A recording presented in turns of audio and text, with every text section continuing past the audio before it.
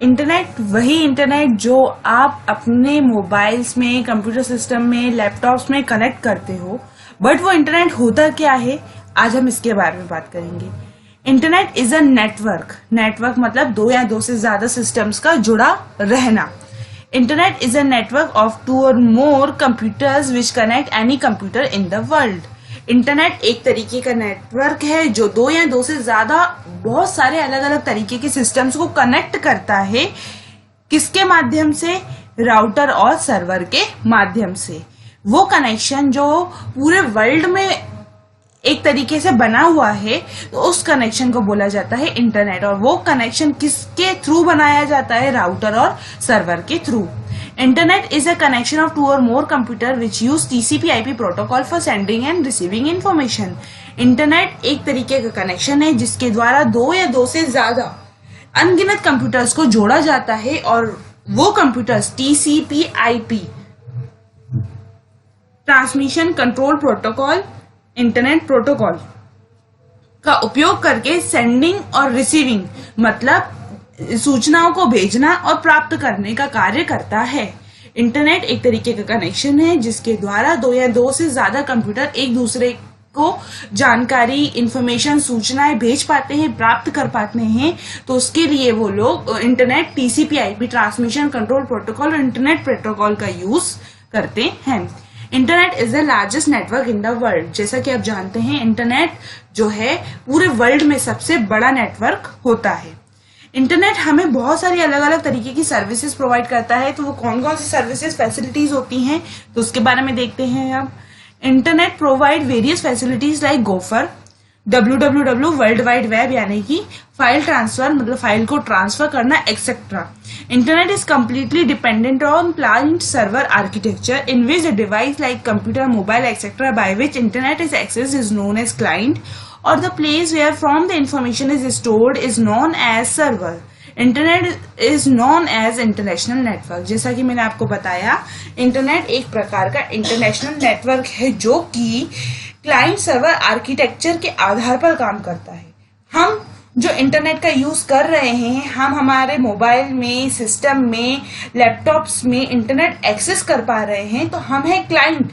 और जहां से हम इंटरनेट में रखी गई, सर्वर पर रखी गई जानकारी को देख पा रहे हैं, ढूंढ पा रहे हैं, निकाल पा रहे हैं, तो उसे बोला जाता है सर्वर। तो हम ये कह सकते हैं कि जो इंटरनेट है वो क्लाइंट सर्वर आर्किटेक्चर पर आधारित है, जिसमें हम यानी कि जो इंटरनेट एक्सेस कर रहा है बंदा, वो क्लाइंट कहलाता है, और जहां से इंटरनेट एक्सेस किया जा रहा है उस बंदे को मतलब उस सिस्टम को सर्वर बोला जाता है। नेक्स्ट है हमारा हिस्ट्री ऑफ इंटरनेट। तो इंटरनेट आया कैसे हमारे पास? सबसे पहले 1969 में पहला नेटवर्क क्रिएट किया गया था जिसको बोला गया था ARPANET, जिसमें सिर्फ और सिर्फ 4 कंप्यूटर्स को जोड़ा गया था।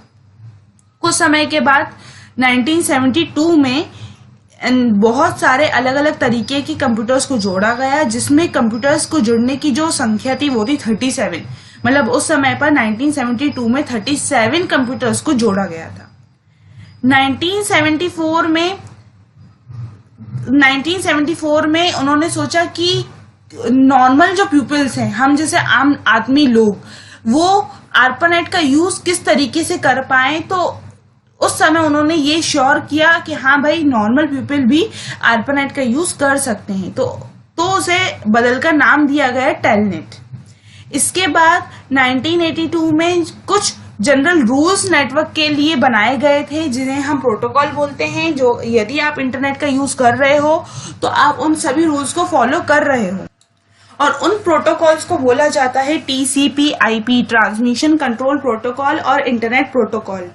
तो हम ये कह सकते हैं कि 1982 में जब जो इंटरनेट है वो काफी सारे लोगों तक भेजा गया, उसको अवेलेबल कराया गया, तो उस समय उसके कुछ रूल्स बनाए गए थे जिसे बोला जाता है प्रोटोकॉल।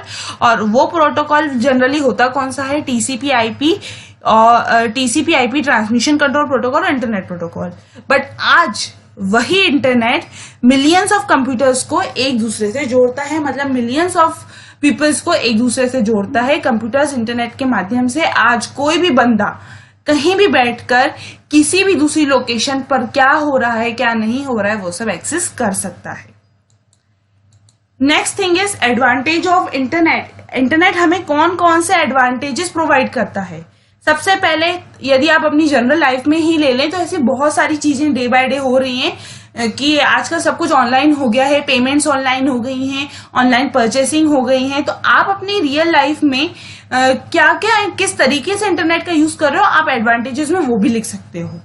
तो यहाँ पे सबसे पहले यदि मैं बोलूँ तो online bills, sending end receiving information, bill भरना ऑनलाइन, जानकारी को भेजना और प्राप्त करना, ऑनलाइन ऑफिस, आजकल सभी लोग वर्क फ्रॉम होम कर रहे हैं तो वो एक तरीके का ऑनलाइन ऑफिस हो गया, ऑनलाइन शॉपिंग हो गया, एंटरटेनमेंट मतलब कि ऑनलाइन पिक्चर्स देखना, म्यूजिक सुनना, वीडियोस देखना, तो ये एक तरीके का एंटरटेनमेंट है, ऑनलाइन गेम्स खेलना, online job detail and application, job की जानकारी मिलना ऑनलाइन और उस जॉब के लिए अप्लाई करना ऑनलाइन, तो ये सब भी ऑनलाइन ही हो रहा है आजकल। एजुकेशन, बिल्कुल आजकल सब मोस्ट ऑफ द लोग ऑनलाइन ही पढ़ते हैं।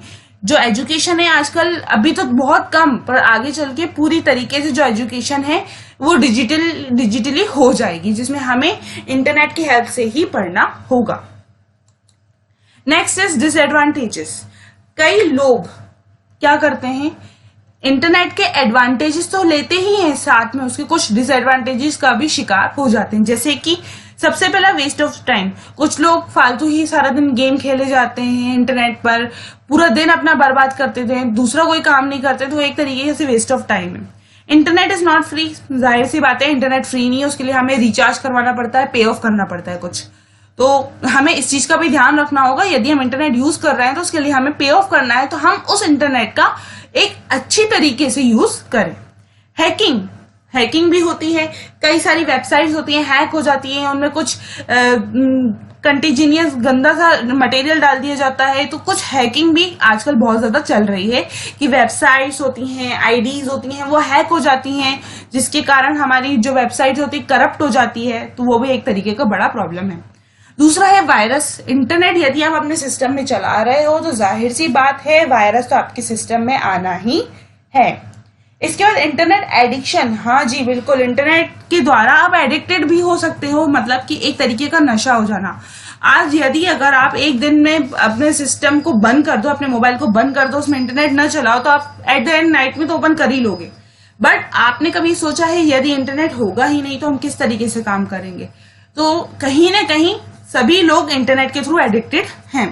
स्पैम एडवर्टाइजमेंट, बिल्कुल इंटरनेट पर कई अलग अलग तरीके की स्पैम एडवर्टाइजमेंट्स भी आते हैं, ऐसे विज्ञापन जो हमारे लिए देखना सही नहीं है। यदि हम उन पर क्लिक कर दें तो हो सकता है हमारे सिस्टम में वायरस आ जाए, और कुछ गलत तरीके की एडवर्टाइजमेंट्स होती हैं जो यदि हमने वो देख ली और हमें वो पसंद आ गई तो हम उसमें लॉग इन करके उसमें परचेस करने लगते हैं, जो कि बिल्कुल भी सही नहीं होता है। तो ये भी बहुत सारी प्रॉब्लम्स होती हैं इंटरनेट की। यदि इंटरनेट है तो उसके बहुत सारे फायदे भी हैं, तो बहुत सारे नुकसान भी हैं। तो हम ये कह सकते हैं जो इंटरनेट है बहुत सारे कंप्यूटर्स का एक नेटवर्क है, जिसे हम इंटरनेशनल नेटवर्क बोलते हैं। हम हमारे सिस्टम से जिससे हम इंटरनेट एक्सेस कर रहे हैं तो वो एक तरीके से क्लाइंट होता है, और जहां से हम जानकारी को एक्सेस कर पा रहे हैं वो होता है सर्वर।